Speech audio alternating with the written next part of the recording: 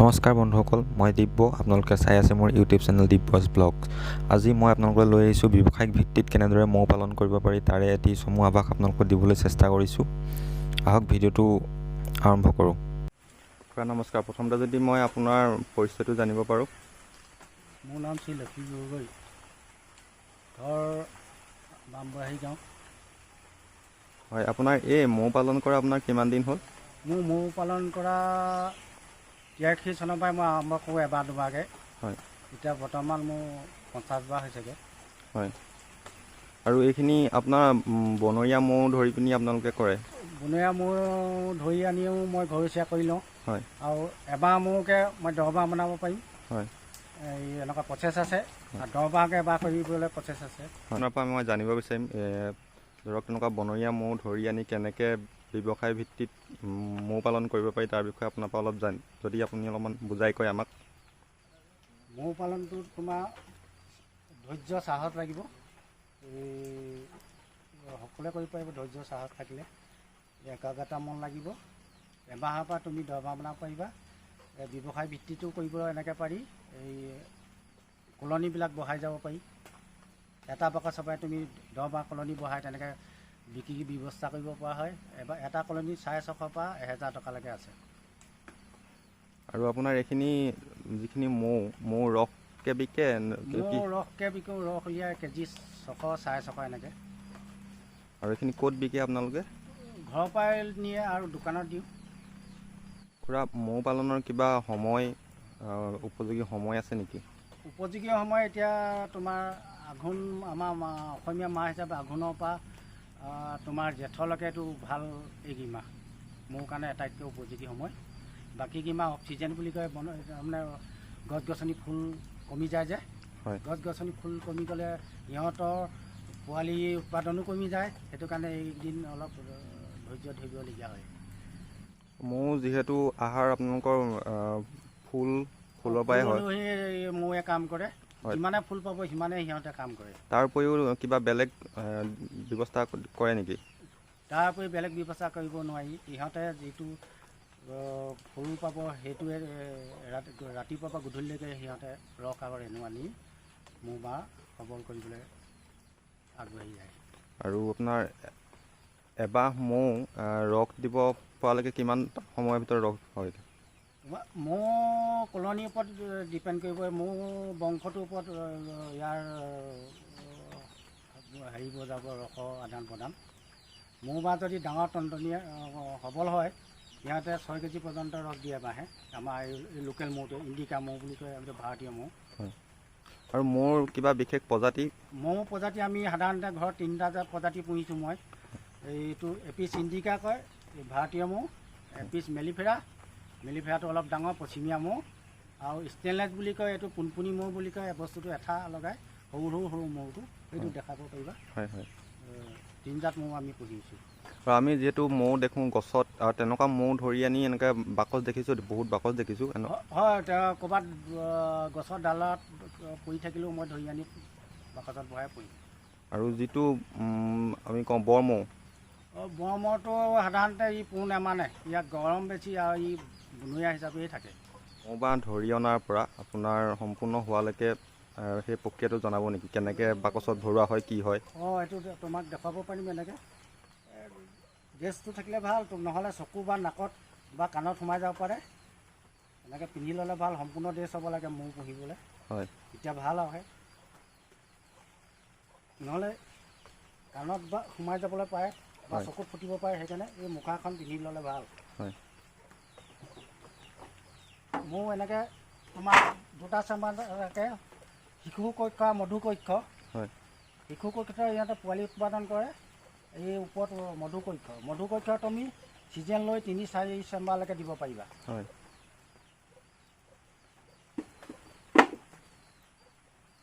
এইটো মধু কক্ষ, ই 3-4 চেম্বাৰলৈকে দিব পাৰি।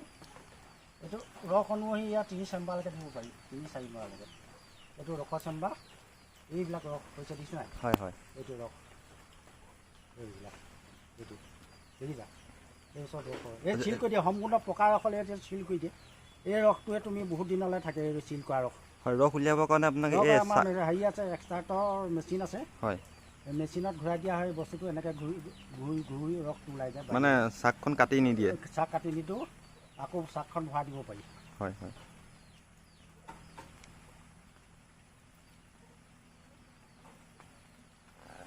এইটো ৰাণী এইজোকৰ মধুকক্ষ, আকৌ শিশু কক্ষ দেখাম। হয় শিশু কক্ষ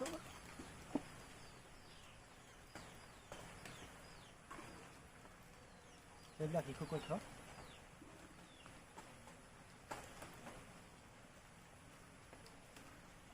ইয়াতে মানে পোৱালিবোৰ থাকে? অঁ, এইবিলাক পোৱালিবিলাক দেখিছা চিল কৰি থৈছে? হয় হয়।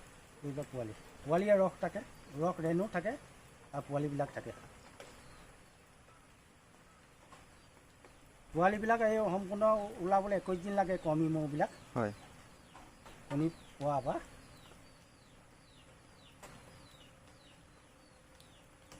ইয়াতে মতা মৌ ৰাণী এজনী থাকে। ৰাণী বাঁহটোত থাকে নে প্ৰত্যেক চাকখনৰ প্ৰতি এজনীকে থাকে? প্ৰত্যেক চাকতে ইহঁতে কণী পাৰে ৰাণী। হয় হয়, মানে প্ৰত্যেক চাকখনৰ প্ৰতি ৰাণী এজনীকে থাকে? নহয়, এবাহ মৌত মুঠেই এজনী মানে গোটেই বাকচটোত এজনী মৌ?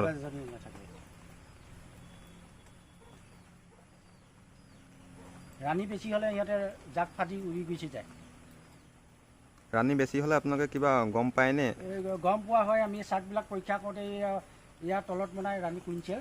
হয়, এই ছিজনত দেখিবা এই কুইণ্টেল বনাই ডাঙৰ ডাঙৰ। আৰু ঠাইৰ অভাৱত কেতিয়াবা মাজতো বনায়। এখন কৰ্মী মৌ চাক।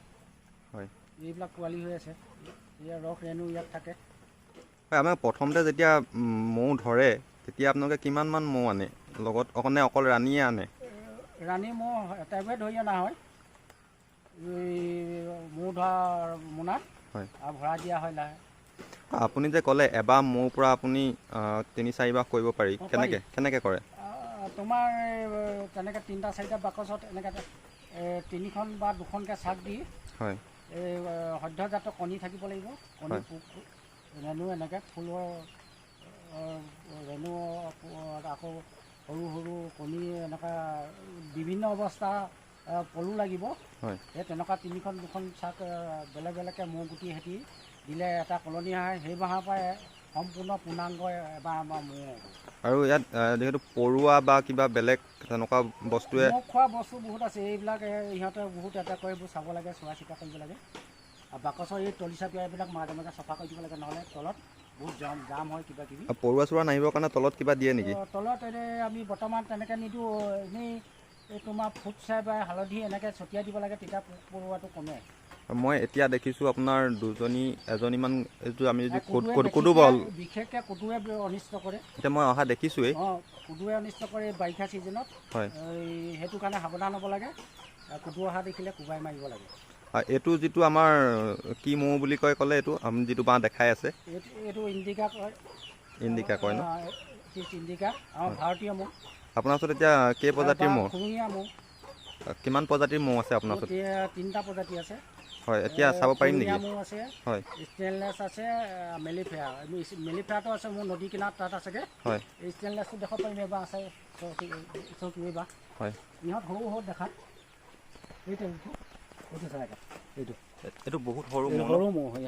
ষ্টেইনলেছ কোনকুনি মৌ কয় কিছুমানে। যিটো কোনকুনি মৌ কয়। হয়, এইটো সেই বাঁহৰ গোটেই চাক নহয়, সিহঁতে গোল গোলকৈ চাক বনায়। হয়, মানে যিটো আমাৰ বৰলৰ গোটেই। অঁ, তেনেকৈ চাক বনায় সৰু সৰুকৈ। হয়, গুটি গুটিকৈ ৰস ভৰাই থয় সিহঁতে ৰসৰ চেম্বাৰত। ইহঁতৰ ৰসৰ মেডিচিনৰ বেছি কাম কৰে বুলি বিশেষজ্ঞসকলে কয়। মৌৱে ফুটিলে সাধাৰণতে হাতে থপিয়াব নালাগে বা কোবাব নালাগে। ইহঁত এজনীয়ে ফুটিলে 10-12জনীয়ে বা সৰহভাগ মৌৱে তোমাক বেৰি দিব পাৰে। আৰু মৌৱে ফুটিলে এটা কাৰণে ভাল হয়, তোমাৰ বিষৰ ইনজেকশ্যন বনাই বুলি কোৱা শুনো। মৌ বিষৰ দৰৱ বনায়, বিষৰ পৰা মৌৱে ফুটিলে সাধাৰণতে ভাল বুলি কোৱা শুনো। সেইকাৰণে মৌমাখিয়ে ফুটিলে ভয় কৰিব নালাগে। আৰু এজনীয়ে ফুটিলে সাধাৰণতে থপিয়াব নালাগে। থপিয়ালে ইহঁতৰ উত্তেজনা বেছি হৈ যায়, খঙৰ কোবত গোটেই বাঁহে বেৰি দিব পাৰে। পূৰা মৌ পালন কৰি আমি কেনেদৰে স্বাৱলম্বী হ'ব পাৰোঁ? মৌ পালন কৰি স্বাৱলম্বী হ'বলৈ তুমি ব্যৱসায় ভিত্তিক ল'ব লাগিব, সৰহীয়াকৈ পুহিব লাগিব। তেতিয়া সৰহকৈ ৰস পাবা, সৰহকৈ ৰস পালে তুমি বিকিবলৈ ব্যৱস্থা কৰি ল'ব লাগিব। আৰু ৰসৰ আপোনাৰ বজাৰ মূল্য? ৰসৰ বজাৰ মূল্য বৰ্তমান 600-650লৈকে আছে। হয়, litre KG KG system. KG system. আৰু 1 কেজি আপোনাৰ ৰস হ'বলৈ হ'লে আপোনাৰ কিমান টাইম লাগিব? এমাহ? এই সৰিয়হ ছিজনত ইহঁত 10-15 দিনৰ ভিতৰত পাব পাৰি 1 কেজি ৰস। আৰু বাকী কিমাহত আপোনাৰ 15-20 দিন লাগে। মানে এটা বাঁহত এটা বাঁহত 1 কেজিৰ কাৰণে 10-15 দিন লাগি যায়। 10-15 দিন সৰিয়হ ছিজনত ৰসৰ অনুসৰি তেনেকৈ ৰস পাব লাগিব সিহঁতৰ। তেতিয়া এই কামো বেছি হ'ব আৰু ৰসো তেনেকৈ সিহঁতি হেৰি কৰিব, গোটাব। খুৰা, এই মৌ ৰাণীজনী আৰু ৰাণী কৰ্মী আপোনালোকে কেনেকৈ চিনি পায় বা কেনেকৈ হয়? এই ৰাণীজনী কণী প্ৰায় 3টা বস্তু জন্ম হয়। এই পালনৰ ওপৰত কথা সিহঁতৰ। ৰাণীটোপো হয় এটা চাকত, কৰ্মী মৌ উৎপাদন হয়, মতা মৌ উৎপাদন হয় খাদ্য অনুসৰি। এই খাদ্য লৈ হয়। এই ৰাণী উৎপাদন হয় তোমাৰ ৰয়েল জেলি বা ৰয়েল জেলি, যিটো সৰু কমটো বয়সীয়া মৌ পেটত জন্ম হয়। সেই ৰয়েল জেলিটো খুব ভিটামিনযুক্ত বস্তু। সেই বস্তুটো কণী প্ৰথম অৱস্থাৰ পৰা শেষৰ অৱস্থালৈকে এই ৰয়েল জেলিটোৱে খুৱায় সিহঁতে। সেইকাৰণে ৰাণীজনী হৃষ্টপুষ্ট ডাঙৰ দীঘল হয়।